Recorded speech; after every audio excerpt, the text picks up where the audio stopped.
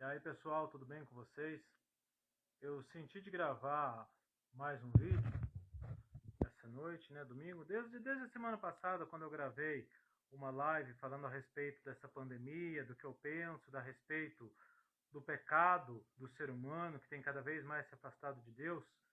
Eu senti de gravar um outro complementando aquele, porque eu falei a respeito de como o ser humano tem se afastado do Senhor. Citei o Salmo de número 2, versículo 3, que diz que os poderosos dizem: vamos romper as algemas do Todo-Poderoso, vamos, enfim, romper os princípios de Deus. Falei a respeito da igreja, do cristianismo no Brasil, como faz um descaso com a palavra, o povo evangélico muitas vezes quebrando os princípios de Deus, abrindo concessões para o pecado, uma nova geração de pessoas que não leem a Bíblia, que não conhecem. Falei a respeito dos católicos, que apesar de dizerem que amam a Deus, também têm um certo descaso com a palavra, porque muitos sequer leem a Bíblia e se acham donos da verdade absoluta, né? Acredita que aquilo que passaram para eles é a verdade absoluta e nunca procuram na Bíblia aquilo que realmente a Bíblia ensina, qual é a regra de fé, de prática, quais os princípios do Senhor.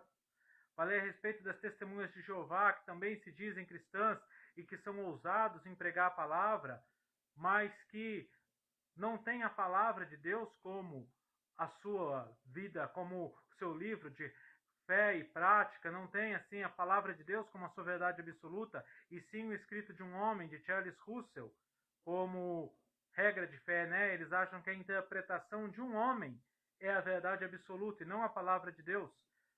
Até contei que um dia eu falei para falei, é muito perigoso você achar que tudo que um homem fala é a verdade absoluta, que a interpretação que um homem tem das escrituras é a verdade absoluta e que tudo o resto que está na Bíblia você não buscou acreditar, ter a sua experiência pessoal com Deus, com a sua palavra. E, lógico, né, as pessoas do mundo que dizem, como diz lá no Salmos 2, rompamos as algemas, sacudamos as cadeias do Todo-Poderoso, vamos quebrar os princípios, e que tudo isso tem trazido uma maldição sobre o planeta Terra, não apenas a maldição da pandemia, mas violência, fome, necessidade. Citei o profeta Jeremias, que diz que Deus enviaria a fome, a doença, a peste, enfim, só recapitulando, para eu poder chegar no que eu quero dizer hoje, o que eu senti de dizer hoje, não é? A Bíblia diz que a terra é amaldiçoada, por causa do pecado dos seus moradores.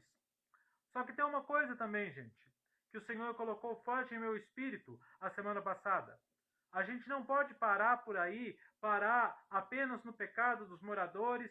Lógico, eu falei a respeito da necessidade de arrependimento, de quebrantamento, de buscar as misericórdias do Senhor, que são a causa de não sermos consumidos, que elas se renovam a cada manhã.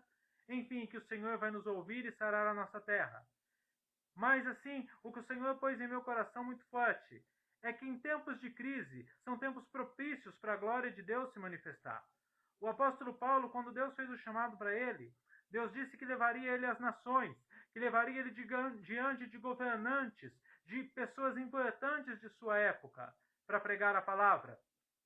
Que ele seria um vaso escolhido para levar o evangelho até governadores, até gente importante. E quando alguém fala isso, quando Deus fala uma palavra dessa para você, o que você pensa? Eu serei uma pessoa importante, eu vou lotar estádios. E Paulo fez tudo isso, mas ele foi cumprir o seu chamado de pregar para os governadores, de pregar para as pessoas importantes da sua época, para as autoridades, para reis, quando ele estava preso. Ele foi em Jerusalém, foi preso, pregou para os governadores, para os juízes, para os oficiais, para o exército. Depois ele apelou para César e foi para Roma, onde novamente pregou para governadores, pregou para juízes, e a Bíblia diz que toda a guarda pretoriana ouviu o evangelho através das suas cadeias.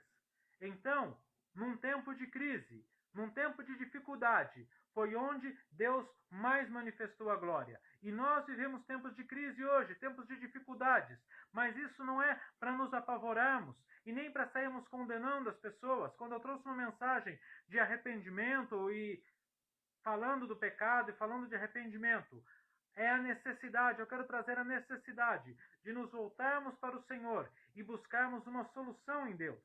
porque o Senhor ele tem uma solução em tempos de crises, é onde a glória de Deus mais se manifesta, porque é onde as pessoas mais reconhecem a necessidade que tem do Senhor e se voltam para Ele. No livro de Filipenses, no capítulo 4, versículo 11, Paulo diz assim: digo isso não por causa da pobreza, porque aprendi a viver contente em toda e qualquer situação. Tanto sei estar humilhado como sei estar honrado. De todas as circunstâncias já tenho experiência, tanto na fartura como na fome. Assim em abundância como em escassez. Posso todas as coisas naquele que me fortalece. Então, nesse tempo, pode estar um tempo ruim, mas é o tempo que podemos todas as coisas em Deus. O Senhor nos fortalece e o Senhor ele nos capacita, e nos capacita a manifestarmos a sua glória, mesmo neste tempo de crise. A questão é nos posicionarmos diante de Deus, buscarmos uma direção do Senhor e termos uma vida diante dele, tal que manifeste a glória dele neste tempo. Nunca esquecendo que Deus ele tem o controle de toda a situação, que ele tem um propósito em toda a situação. E assim como Paulo, naquilo que parecia ser o final da sua carreira, quando ele foi preso, parecia ser o final de sua carreira, mas na verdade foi quando ele cumpriu o seu chamado. Porque quando ele estava no auge do seu ministério, ele pregou para muitas pessoas, ganhou muitas pessoas, mas ele não fez aquilo que Deus tinha dito lá em Atos 9, que ele pregaria para os governadores e para as autoridades. Ele foi cumprir a promessa que Deus fez no início da sua conversão, lá no final da sua carreira, no final da sua vida, quando tudo parecia estar acabado e que ele estava preso. Então, quando tudo parece que está acabado, quando tudo parece que está um caos, a mão de Deus sempre se manifesta. A Bíblia diz que a terra estava sem forma e vazia, mas Deus disse: haja luz, haja água, haja terra, haja vida. A vida de Deus se manifesta em meio ao caos. Basta nos posicionarmos e estarmos em Deus. Amém? Fiquem com Deus. Obrigado pela sua atenção.